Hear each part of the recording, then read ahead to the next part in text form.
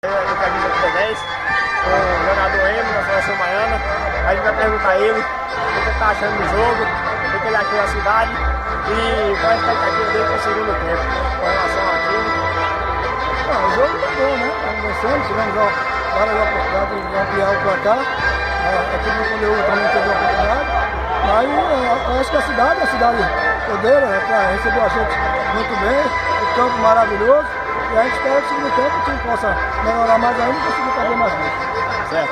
Manda um abraço pro site D10 aí. Um abraço para o D10 aí, abração da Seleção Baiana. Estamos aqui com o Rebequinha, uma pessoa maravilhosa aqui, uma das pessoas mais importantes de futebol de Condeúba. A gente vai entrevistar ele aqui, perguntar ele o que ele está achando do jogo e do aniversário de Condeúba ao todo, da cidade, da alimentação e do estádio.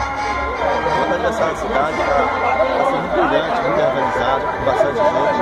Enquanto ao jogo vai estar bom, apesar de aqui ser muito conjunto, o time da base da Bahia, já foi o jogo você está bom.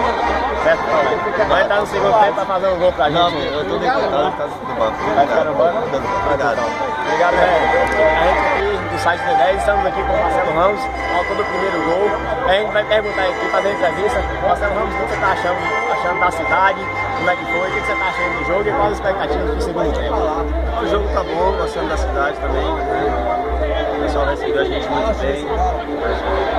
O jogo está legal, né? Estamos com um pouco de calor. A gente não tem mais 20 anos, né? A gente sente, mas a gente espera estar podendo fazer um bom espetáculo com o pessoal que apareceu, né? Enfim, está sendo muito bom. Receptividade muito boa e a gente espera poder melhorar no segundo tempo e conseguir fazer mais um. Então, obrigado, Marcelo Ramos. Manda um abração pro site D10 aí. Um abração pra galera do site D10. Valeu, valeu.